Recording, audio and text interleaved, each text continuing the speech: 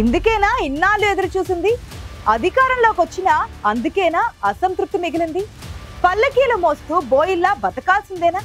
మాకంటూ ఒక గుర్తింపు లభించదా అని అక్కడి కాంగ్రెస్ నేతల్లో అసంతృప్తి రోజు రోజుకు పెరిగిపోతోంది.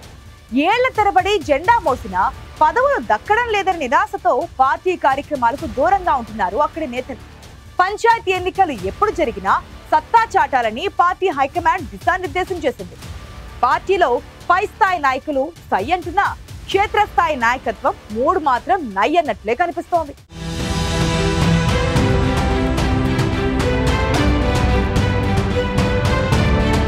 తెలంగాణ రాష్ట్రం ఏర్పడిన తర్వాత 2014-2018 అసెంబ్లీ ఎన్నికల్లో రాష్ట్రమంతటా బీఆర్ఎస్ హవా కనిపిస్తే ఉమ్మడి ఖమ్మం జిల్లాలో మాత్రం కాంగ్రెస్ సత్తా చాటింది. దీంతో 2023 ఎన్నికల్లో కాంగ్రెస్ నుంచి పోటీ చేసేందుకు భద్రాద్రి జిల్లాలోని 5 అసెంబ్లీ నియోజకవర్గాల నుంచి అనేక మంది ఆశావహులు ముందుకొచ్చారు.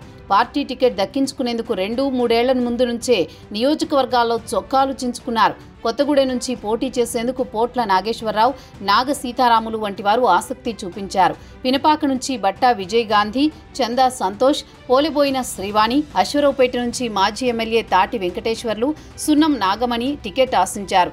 ఇక ఇల్లెందులో రాష్ట్రంలోనే ఎక్కువ మంది ఆశావహులు పార్టీ టికెట్ కోసం పోటీ పడ్డారు. ఇందులో చివరి నిమిషం వరకు శంకర్ నాయక్, డాక్టర్ రవి, చీమల వెంకటేశ్వర్లు టికెట్ రేసులో మిగిలారు. ఆయా నియోజకవర్గాల పరిధిలో గ్రామ, మండల స్థాయిలో తమకంటూ అనుచర గణాన్ని ఏర్పాటు చేసుకుని పనిచేశారు.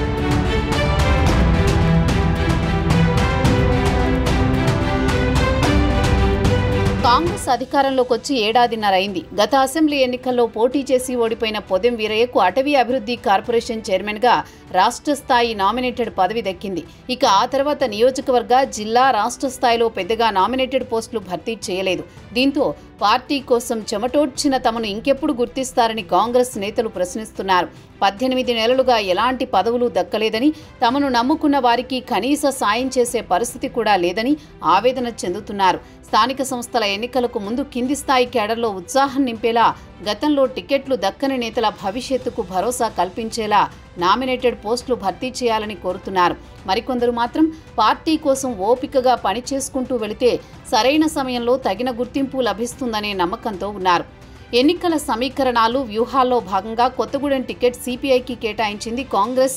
పినపాక, ఇల్లెందు, అశ్వరావుపేట నియోజకవర్గాల్లో ప్రస్తుతం మంత్రి పొంగులేటి శ్రీనివాసరెడ్డి అనుచరులైన పాయం వెంకటేశ్వర్లు, కోరం కనకయ్య, జారే ఆదినారాయణకు అవకాశం దక్కింది.